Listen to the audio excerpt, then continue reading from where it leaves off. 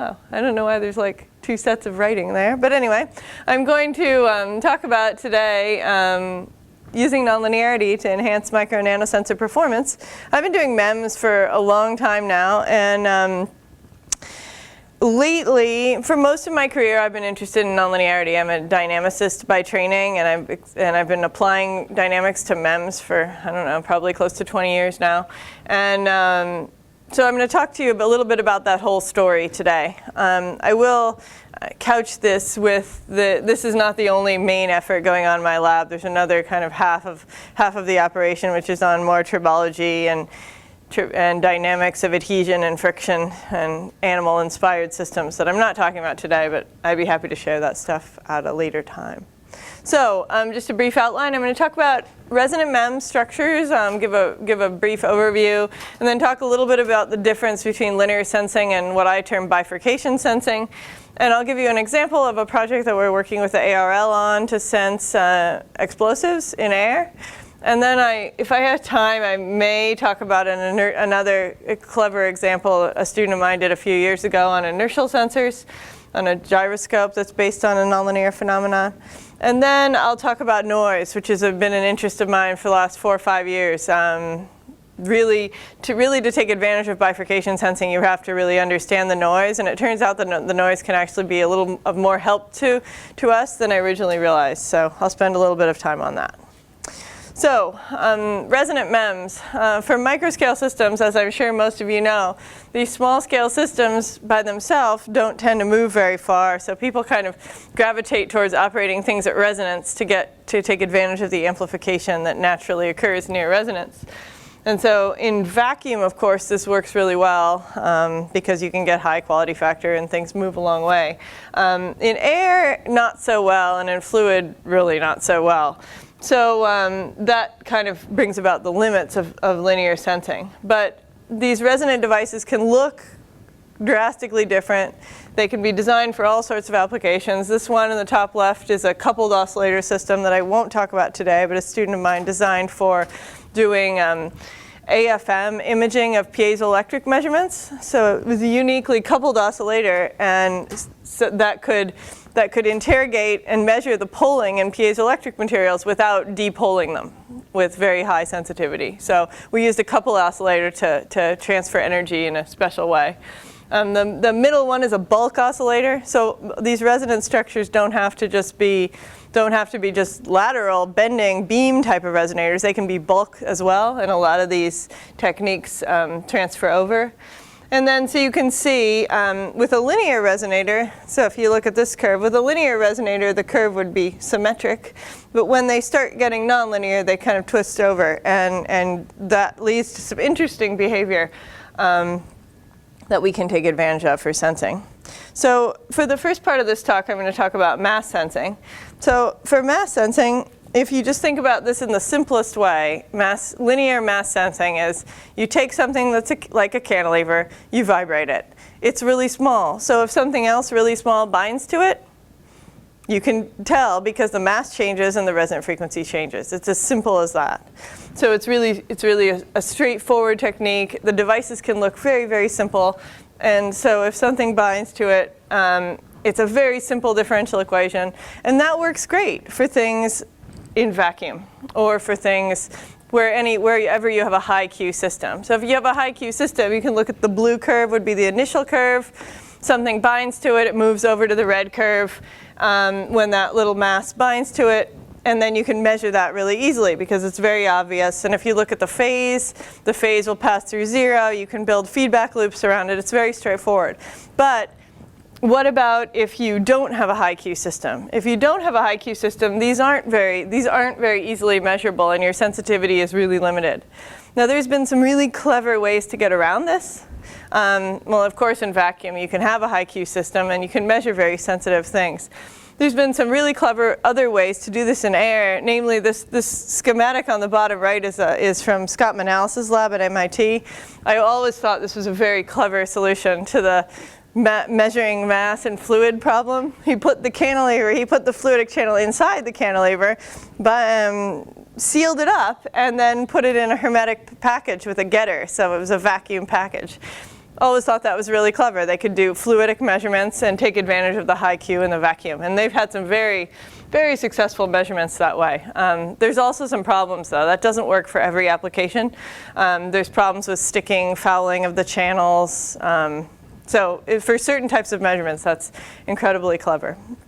So our approach is somewhat different than that and actually compatible with this technique. So I want to contrast this with what I call bifurcation sensing. So now we want, we're going to sense something completely different, but along a similar phenomenon. So now let's consider the beam again, except now instead of the beam just sticking out in space, I'm fixing the other edge of it. I'm making it a fixed beam instead of a cantilever. Reason I'm doing that is to build more nonlinearity into the system, and I'll explain to you later why. You don't need to build more nonlinearity into the system at all. So, but now, secondly, you need a specific, so the nonlinearity comes from the axial stretching. So now let's say one of the common methods that you know for all those people in MEMS are electrostatic actuators, right? So here's like the simplest electrostatic actuator you can get. Two plates stuck together, two plates. This plate is fixed, this plate is moving, you apply voltage between them, you get this plate moves to a new equilibrium point, okay? So if you vibrate this plate with a sinusoidal function, then the force changes sinusoidally. But the interesting thing to note here is that the force changes with position, right? Because you're applying a voltage and then the equilibrium point is changing. So the force is changing with position. And so that is no longer just a time-dependent force. It's a force which changes with position. So it moves over to the left-hand side of the equation. It's no longer a right-hand side term that just depends on time. It depends on the position and the time, which changes the equation somewhat, right? It looks, and then if we add the nonlinearity in from the stretching, which of course is a third order and a fifth order and a seventh order term, if you just pretend that the third order term is the only one you care about, which is mostly true for the type of actuation we have in MEMS, then you get this equation down here. And so it looks sort of like a Duffing equation, but the forcing term is dependent on the position. And although that looks like a Duffing equation, the mathematics and the behavior is completely different, which makes it kind of interesting. So what does this mean? We're going to skip the equations and look at what the solution is. So 0 is always a solution. So what does that mean? That means if you're driving a system like this, you can apply voltage and nothing will happen. Of course, there's small DC motion, but it's too small to measure. So essentially, nothing will happen for a while. But do other solutions exist? Well, they can if you're above a certain voltage. So if you just imagine this as the driving frequency for the device, and by driving frequency, I literally mean the lambda term over there. How hard am I pushing that voltage on the actuator? This is the frequency axis, and this is the voltage axis. And so, thanks. And, okay. And so we're going to just increase the voltage and see what happens and look at the stability of the equation. And I did this for the first time. I don't like to say how many years ago it was, but a while ago. So you increase the voltage, and let's just say I did this back before laser vibrometers could be used for MEMS. Okay, which meant a lot of long hours in front of a scanning electron microscope. But I was a grad student, so it didn't matter. So the phenomenon, so if you're sweeping frequency and increasing the voltage and looking at what happens, at some point you start to see another solution exist. Okay, and it exists mathematically, but you can see it in the MEMS. And then there's a region in here where you get a large amplification, and then you get over here and it shuts off again. Okay, and it's really sharp. The transition is very sharp here. And so you can trace out what this space is. And for those of you who are in dynamics, this is a supercritical bifurcation on this side, and this is a subcritical pitchfork bifurcation on this side. So you can keep tracing those spaces out, and you can trace out a curve, which we call an Arnold tongue, which is this shape in space. So everything in here is a large amplitude of motion, and everything out here is basically not measurable. Okay. I'm sorry, what's the dotted line? The dotted line is just if it was a linear system, this would be an unstable region. But in this nonlinear system, this is a bounded, it's a stable solution, but it's a large amplitude stable solution. Okay. So it's a really sharp transition, right? It goes from nothing to something in a very small frequency space. So my initial idea was, let's use this as a mass sensor. But now instead of sensing resonant peaks, we're sensing location of this bifurcation, okay? So there's a lot of questions to ask. One is it stable enough to work as a real sensor? Two is, does noise affect it in the same way that it does a regular, a linear sensor? Three is, how does nonlinearity affect it? Four is, how do you build it into a real system, a workable sensor? So there's a lot of questions to ask about this sort of thing, which we started doing. And so basically, initially, because it's one of the problems with nonlinear systems, or benefits, depending on how you look at it, is initial conditions matter, right? In linear systems, it doesn't matter which direction you come at it. You're still going to hit resonance at resonance at resonance, and it's still going to be the same amplitude. And a nonlinear system, how you come at the bifurcation matters.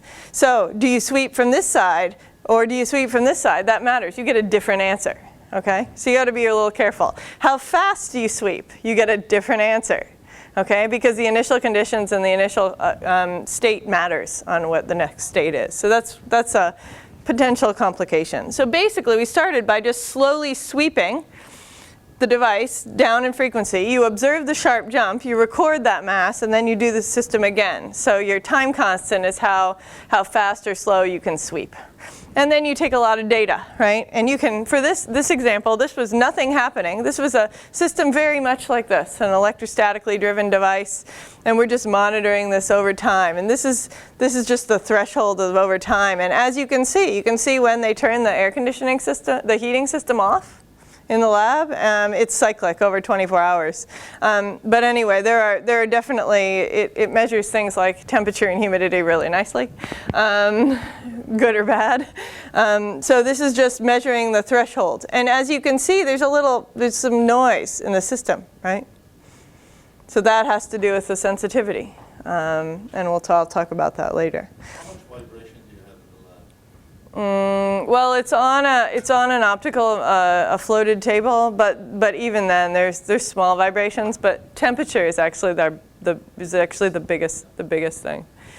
We try to keep it pretty isolated. I mean, it's in a chamber at air pressure, but it's in a chamber, so at least dust isn't falling on it. So essentially, when you're at a bifurcation, this is happening. If you want to think about this from a dynamical perspective, when it's stable, you're in a double well potential. And then as you get close to that bifurcation, the closer and closer you get to this, the more and more flat this gets. And then finally it bifurcates. So the slower and more careful you are about stepping up, the behavior gets to be different. But the good news is it's extremely sharp transition, and there's a really high magnitude. So you can get measurements where in other systems you can't. So a student of mine who graduated last year wanted to use this for a real this idea, which we had floating around for a while. He wanted to use this for some real measurements. And so the application that we picked was explosives detection.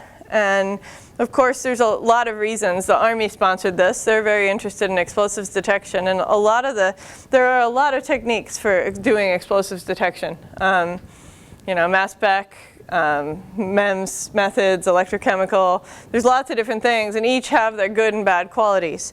But and so we wanted to see how good bifurcation sensing could do. A lot of them, like surface enhanced Raman, gives you very good results, but a lot of these have to be put into fluidics to measure. So you can't do it in air. So our hope was to do a system where the cantilevers could just be packaged in a package which could reject large dust particles and contaminants, but yet be able to work in air without any other chemistry necessary. So we tried at first to start to do really simple devices with really simple cantilevers and use some molecularly imprinted polymers which were designed to be selective for TNT. And so we functionalized the cantilevers with these molecularly imprinted polymers that were developed at ARL. And they were selective for TNT, although they, with good reason, wouldn't let us do TNT measurements in my lab at Santa Barbara. So we measured DNT, which is a precursor to TNT and very chemically similar. So you get similar results. So we tried a few different coating techniques. What turned out to be the best was just spinning them on, which is why you'll see these simple devices. You know, we have lots of, you can build really fancy devices, but they don't take well to spinning with molecularly imprinted polymers. So we wanted to get some early results. So we just built really simple cantilevers. And then we both coated them with spin coating. We also did droplet coating. And the coating was actually, we're still trying to improve this because they would coat them at ARL and send them back to us. And then we would look at them and some of them that they said were coated were not coated. And it would take a long time to find one that actually worked. And the problem with these polymer coatings is you can't just throw it in an SEM and get a good image. So you would have to kind of sacrifice to do any imaging. And AFM, you know, like this is an AFM image. It's pretty hard to tell what's going on there at all. How big is the coating? What's the rough? The coating is roughly, the cantilevers themselves were only a couple microns thick, and the coating was about, on the spots that it actually was, I'm guessing it was about half a micron thick, but it wasn't coated at all on other pieces. So the coating were, Maybe not uniform. right, it was definitely not uniform. And we found that in the dynamics too. There was non-uniformity. So, but we did get enough coating on there to make the measurements. And so basically our experimental setup on the earliest devices was the piezoelectric was external. Again, we didn't want to complicate anything. We want to see if we can get results on the bifurcation technique. So it was mounted on an external piezo. We measured it with a laser vibrometer and then controlled it with a computer and then just had MFCs and a permeation oven which bled in the chemical, so the DNT vapor. And so I won't go over the fabrication, really simple kind of SOI fab techniques. And then there's the functionalized cantilever. And then here's the characterization to just verify that the cantilevers function the way they were supposed to. This was the, so as you can see, these cantilevers, once they're coated, they're not incredibly high Q, right? So one of the things I'll point out is how it compares, the linear technique compares to the bifurcation sensing. So this is the harmonic resonance driven in a low, before you drive it hard enough to go nonlinear. So you can see that it was a pretty normal cantilever behavior. Here's measuring that tongue versus frequency sweeping, so you can tell. So this is a lower voltage, and then as you increase the voltage, you move further up in that tongue. That's basically measuring the sweeps across here, so it gets wider and wider. And as you can see, you might look at it, take a first look at it and say, oh, that looks like a Duffing curve. But if it was a Duffing curve, every one of these would start at the same point, right? And they don't. As you increase the voltage, it grows out. And here's the Arnold tongue, and this is the frequency, and this is the drive voltage. So as you can see, they behave parametrically and linearly, depending on how you actuate them. So they were pretty well characterized. And then this is some of the early response time. So up here you can see this is measuring in a linear domain, and this is measuring in the bifurcation. So right away you can see a few things about this comparison. This one is a lot noisier, right? It's a lot noisier. They're both relatively repeatable. They both look really similar, but the bifurcation one is a lot tighter. So you can already tell that the sensitivity limit is lower in this case than the resonant case, but that they're similar. And as you can see, the time scale is large here, right? A lot of that is because it takes a long time to relax after the binding event. So you can see that this is the time constant of real interest. When you turn on the chemical, When you turn on the DNT, it flows. So some of this is the diffusion time, the time for the DNT to get to the cantilever and bind. And then when you release, this is the relaxation time of the unbinding events. And so ARL is working on better polymers to speed up this the relaxation as well. But and after a while, the cantilevers do get fouled completely, but that takes weeks.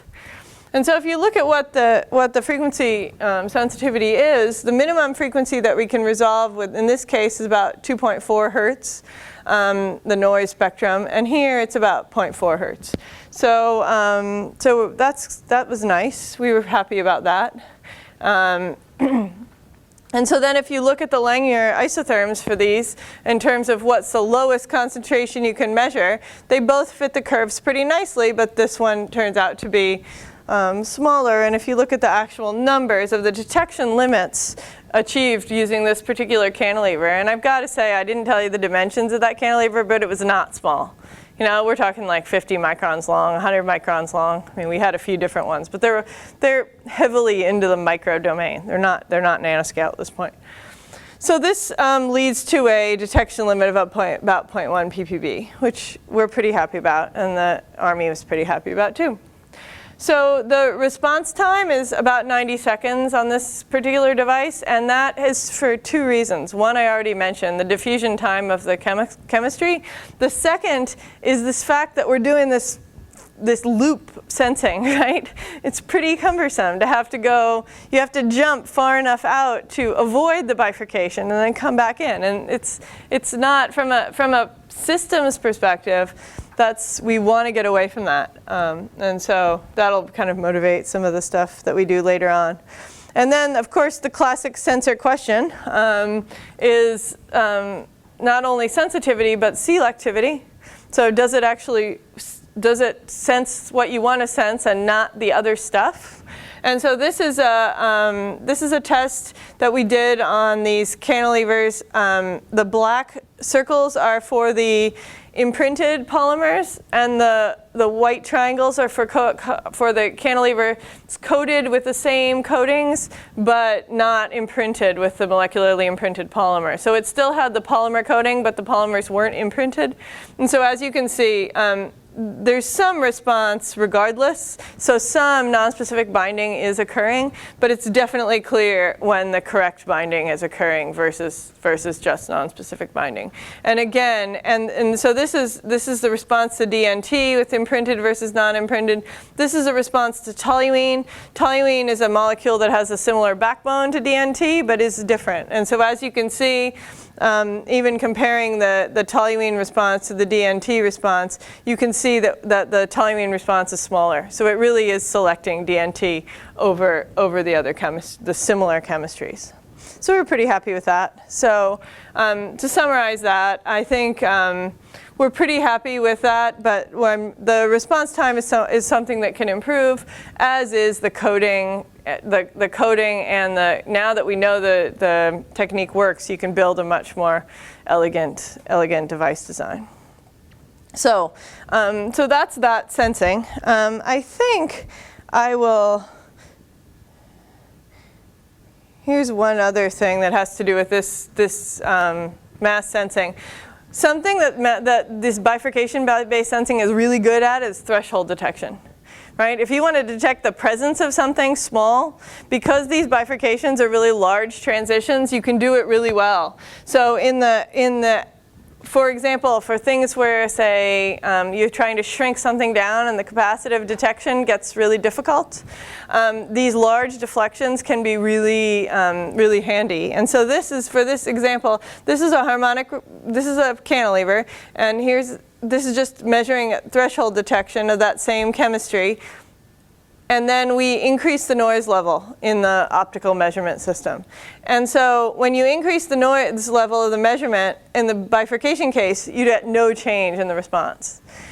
If you increase the noise in the optics on the harmonic system, it breaks down completely. So in noisy measurement conditions, these bifurcation techniques can be really nice and really useful. So I'm going to I'll come back to the gyro. While we're doing this mass sensing, I think it makes the most sense to talk about noise before we go back to the gyro. So I'll just skip it. So, like I told you, how we do these, what the limits are of this, that 90-second thing really bugged me, okay? My student was happy that it worked at all, but I was really bugged by the fact that that this 90 seconds, because I knew 90 seconds was longer than the diffusion time. So we really, if you want a sensor to be useful, you really want it to be almost instantaneous. Of course, you want it to be small and cheap and able to work anywhere, and you want it to be as fast as possible. And so that led us a few years ago to really start getting into how noise affects these systems and how measurement affects how sharp. So we know the bifurcation is really sharp and it exists at one point in space. But how can you know exactly where that is, right? Noise plays a big role in the tracking of these bifurcations because, for example, if you sweep quickly, so let's say you sweep the frequency really quickly, so then, because of the time, there's time constants in the dynamical system. Because of the time, you can be swept past the bifurcation before the amplitude grows. And so you're going to overshoot the answer. You're going to say it's here when it's really not. And that will lead to essentially a limitation in the sensitivity of your device. But then you say, okay, well, we're going to sweep really slow. Well, we don't want to sweep really slow, because if we sweep really slow, it's going to take too long to do the measurement, and then Brownian motion will limit what happens, right? If you sweep really slow, then you could be close to the bifurcation, but not right on it, but Brownian motion might push you into it. Okay? And these two regions are very different from an analytical point of view. The delayed, we call the fast sweep the delayed bifurcation, which means you're past it before it happens. Or we call this other region activated escape, where you're sweeping really slowly and it's activated by Brownian motion rather than where it really is. So both cause errors. So what do we want to do? We want to really understand how to quantify this, and so that we can really sweep at the perfect rate, the optimal rate for the sensor, and get the right answer. And we were hoping that there would be an optimum. And so to do this, we wanted to study the effect of noise. So we have a MEMS device. In this case, the device was it was actually the gyro that I may talk about later, but it was a capacitively actuated, capacitively sensed MEMS gyroscope. We were only using one of the dimensions. It had a parametric resonance, so you could drive it in that same, it had those similar bifurcations. It was all packaged, and we actually mounted it on an external piezo so that we could add noise to the system in various frequencies. So you can add noise into the system and then do measurements over many noise regimes. And we characterized it by doing this sweep. And then you can add noise to change the conditions of the system. So if you fit this to the theory, and I won't go into the theory, but we had a theory about this activated region and the delayed bifurcation region. And if you match this, if you look, so this is the sweep rate to noise ratio on this axis, and this is the variance. So we're trying to figure out how much information we can get. So if you sweep fast, you can get a lot of data, right? You can get a lot of data, but it's broader. It's a broader peak, right? If you sweep slow, you can get really sharp peaks, but it takes forever, right? So we were hoping for an optimum here. And so you can look at the mean and the variance. And then we also fit our theory to some other data that was in published papers. The nanoscale and the microscale and our gyro, which was like 500 microns big. And as you can see, for the microscale and the nanoscale, the theory fit pretty well. And then for our device, there was some deviation. And that's because there's some other factors. So, but it turns out there indeed is an optimum noise to sweep ratio. So basically, you have a system, you measure your noise, and then this spits out what the optimum sweep rate is in order to do this sweeping and get the best possible chance at measuring where the bifurcation is. And so we were pretty happy with that. And strangely enough, in the gyro domain, the optimum noise sweep rate was actually when you add noise. So the addition of noise allowed us to sweep faster, gain more information about the system, and get a better read on where the bifurcation was, which is kind of counterintuitive, but kind of interesting. So we just literally added piezo of noise. So we vibration noise. Yeah, essentially white noise at all frequency. Yes? So I'm not quite sure how to ask this question. So do people know enough about nonlinear stochastic system identification to where you could put in, you wouldn't look for the bifurcation directly, but you try to estimate the parameters of your underlying differential equation. Is that a feasible route to take? Yes. Yes, it is. And we actually tried, we did some of that with this system. Okay. Yeah. And does that work better, worse, comparable? Comparable. Okay. Yeah, no, it's a good strategy. Yeah. So, so that was kind of interesting. But again, it still involves sweeping. So even the optimum sweep rate, adding white noise to the system, still wasn't a good enough answer for me. It still felt like there has to be some better way to do it than like sweeping around and doing a loop. There had to be some way to like control it in a better way. So this, we got closer, right? We're with a bifurcation sensor now in the newest state.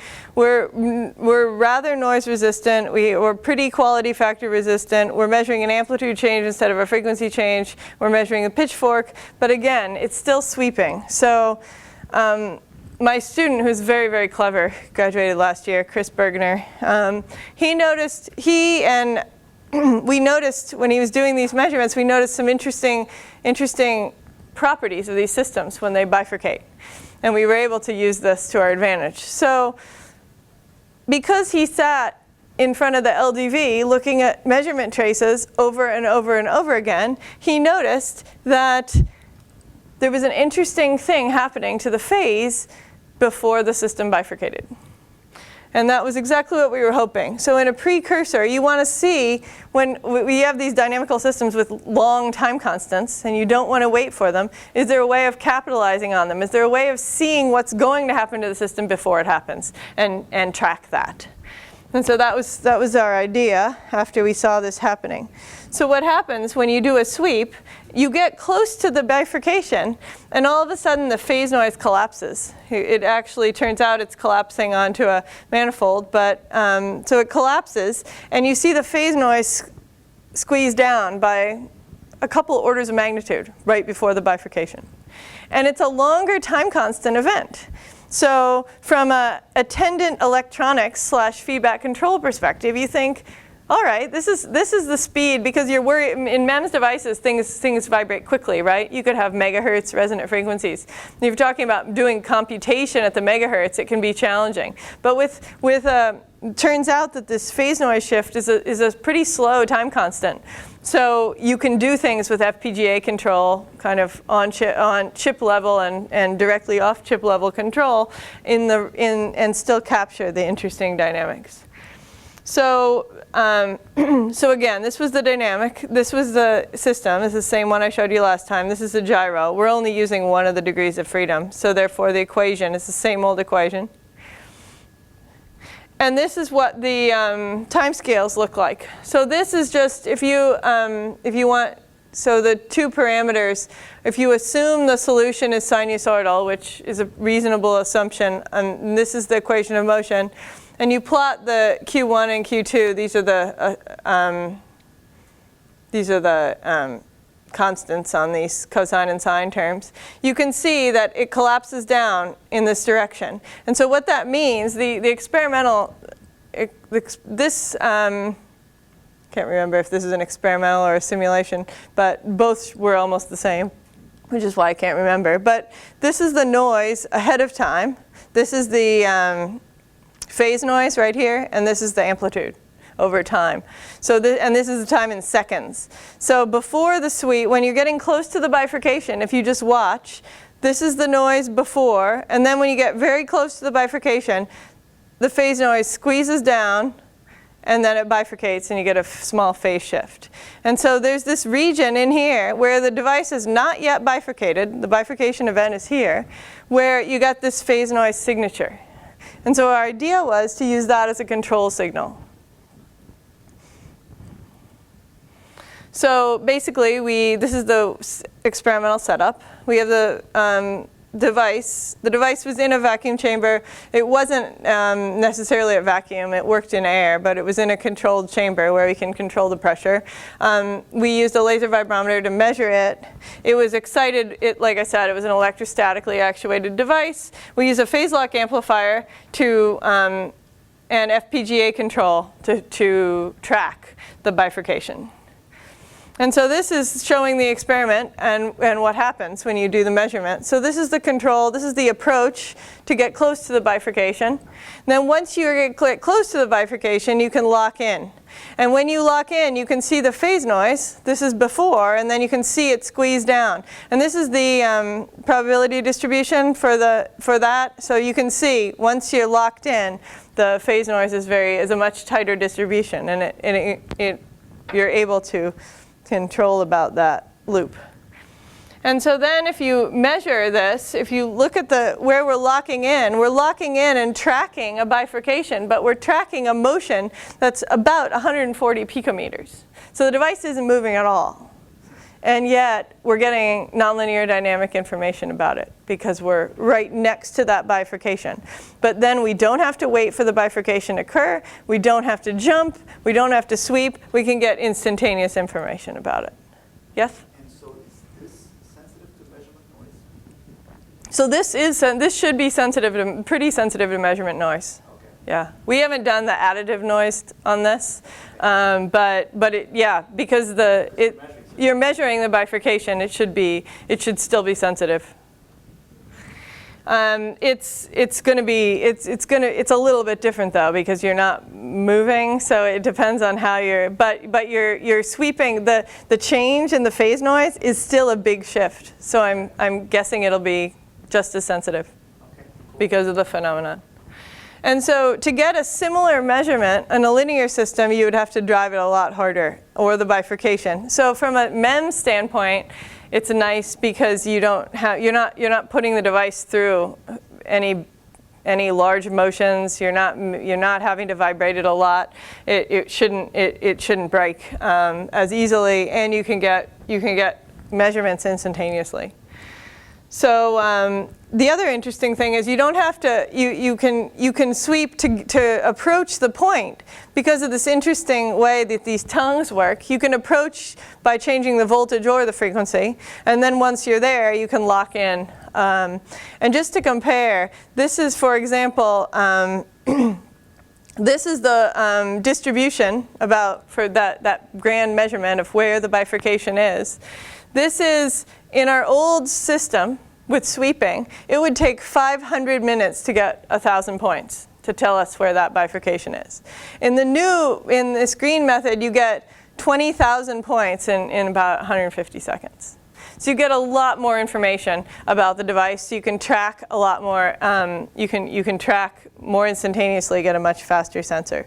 So my student now is, and this is comparing to the linear, this is a comparison to the linear device. This is amplified to show that they have a similar, that the linear device, if you drove it at 650 nanometers, you could get a similar thing. But for the squeeze device, it only moves 120 picometers, and you can still get a nice measurement.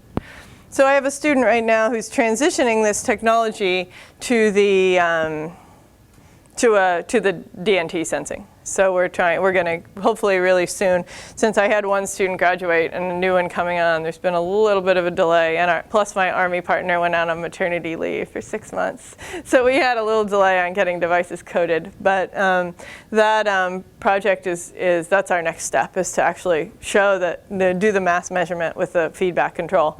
And with FPGA is nice because these can become chip level. Right now in our lab we're using a compact Rio system, but you can scale this down to make chip level computation, and because it's simple computation, and so the computation can be done very quickly and easily.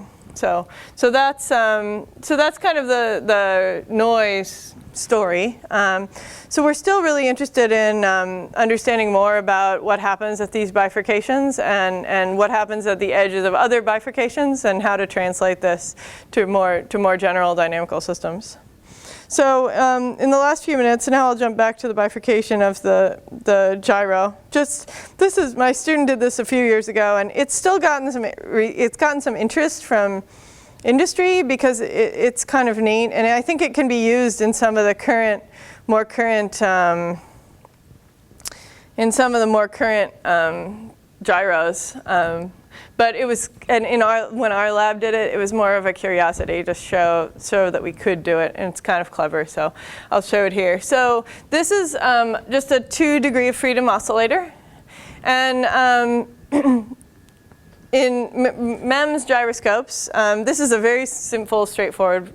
They've come a long way since this one, but this one shows the principle. So basically, you have a 2 degree of freedom proof mass. You drive it in one mode, and because of the Coriolis force, if it undergoes a rotation, you get. If it undergoes a rotation, you get a corresponding sense mode vibration in the perpendicular direction. Okay, that's how it works. The equation of motion is they're coupled only by this Coriolis force term. Okay, so that's basically how they work. So in an ideal world, if you drive this at resonance and this other axis is exactly at resonance, everything works really nicely and you get amplification. The reason you want to run these at resonance is because, as you know, the Coriolis force is dependent on the mass and the resonant frequency. And so if you scale things down and your masses get really, really tiny, it doesn't do a lot for your output. And so if you want to compete with navigation grade gyroscopes, these are barely good enough now, and they've gotten a lot better since then. So one of the problems with driving things at resonance is because you want things to be resonant, you want them to be high quality factor, which means skinny bandwidth, right? And if you have skinny bandwidth and just a tiny bit of detuning between this mode and this mode, you get nothing out. Right? And this graph, this is from Andre Schell's group at UC Irvine from, I guess, 2005. If you show no mismatch, you get output here. If you have just a 5% mismatch between the drive and the sense, your output essentially disappears. Okay? So this is a real problem. And that's why there's things called, you end up having to play games with the gyros. You end up having to do what we call trimming and basically change the 2 directions to try and tune them, or you need onboard tuning, but onboard tuning leads to other problems. So we thought, my student Laura Oropeza, who's now a professor in Mexico, she tried to build a gyro based on this parametric resonance technique. And the reason we thought that would be interesting is because when you're in one of these Arnold tongues, you get a big wide range of large amplitude. So it's like you've strung together a bunch of linear oscillators to get a wide bandwidth, but you essentially get it for free. So for example, if this is the drive mode, for a particular voltage, you drive it, the parametric drive is this whole region. So the sense mode can be anywhere underneath here, and you'll get high amplification. So our idea was that our device would be really able to be really resistant to fabrication tolerance issues and detuning. And it would allow you to run it at resonance and get high amplification, as long as you were somewhere in this bandwidth. And the bandwidth was even a bit tunable, because the more voltage you applied, the wider the region got. So how did we do that? Well, this is a gyro, so we wanted to generate a decent amount of input force to push it into parametric resonance. So we built what looks kind of like a comb drive, but isn't. So it's tied, normal comb drives, they move like this. This one moves like this. So this one's restrained, it's stiff in this direction, and it's flexible in this direction. So it moves in what you can see, it moves horizontally, and it's a completely fringing field actuator, right? It only moves because the fringing field's here. So you can design that actuator, and then if you write down how it moves, and you just take the linear term and the cubic term, which is a reasonable assumption, and then drive it with a special sinusoidal term that will drive the parametric resonance. You get an equations of motion. So you drive in parametric resonance, and then you just sense the resulting motion in the other direction. So on one side, on the drive side, you get this nonlinear Mathieu equation, which is like the equation I showed you in the mass sensing. And then in the output, you get a Duffing equation, because it's just a normal system with a small cubic nonlinearity. And then here's the coupling Coriolis terms. Okay, so it's a similar system, should still function. And so, like I said, we were hoping that the sense mode would be inside. That's certainly how it was designed. We used non-interdigitated combs for the drives. We used parallel plates for the sense. We built crab leg beams only because we based this design off of this device by Alper, which was just a standard kind of 2D MEMS resonant gyro. And then we had a capacitive readout. We did both chip level. We just bought a commercial capacitive chip. And we also had a board, too, for more tunability. And so we had capacitive readout to monitor the structure. And then we built a rate table that, we put it on a rate table that we built this little integrated chamber so we could change the pressure and do a complete characterization. So it was a pretty straightforward measurement. And then here's the results. So it does have some zero rate output or quadrature error. Quadrature error comes from the fact that the two axes aren't exactly decoupled, right? You build it to be decoupled, but there's some coupling. So you get some what we call zero rate output. But the device is a gyro. The signal output changes. And I will tell you that this particular device, the drive and the sense, were so off that in a linear mode, it didn't work at all. We got no output.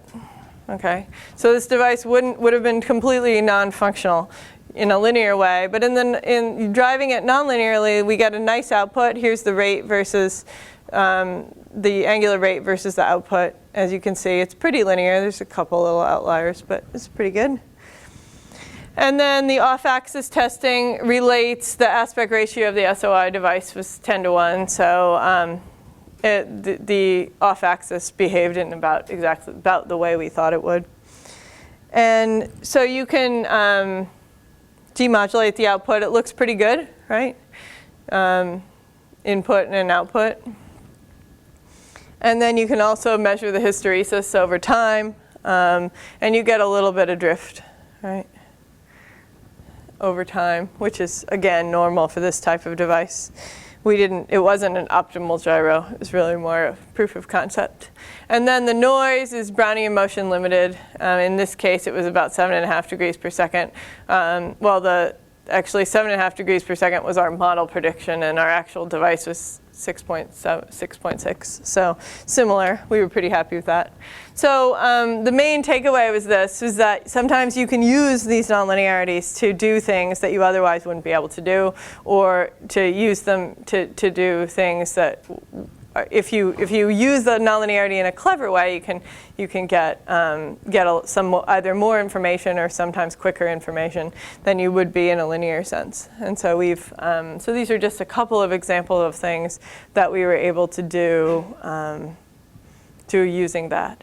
And this work, if I can, while I'm giving my conclusions, I'll go back down to the end where I tell you about all my students who've done all this great stuff. And as you can see in that noise squeezing, my partner, my research partner, Steve Shaw from Michigan State, he and his students put a lot of interesting analytical and kind of noise. We've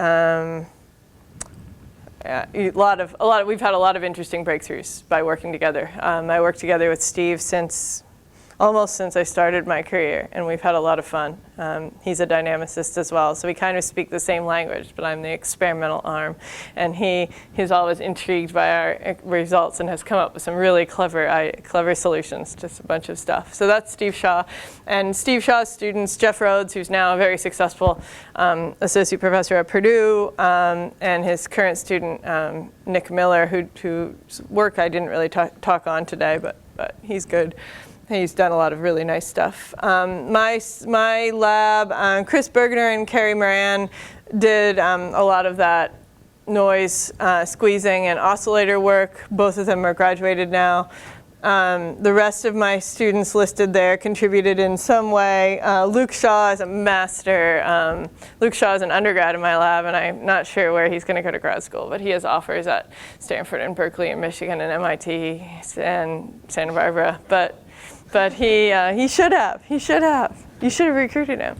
But anyway, he's fabulous, and he did a ton of LabVIEW and MATLAB programming. He's really been indispensable for our lab, so he's only got a few months left.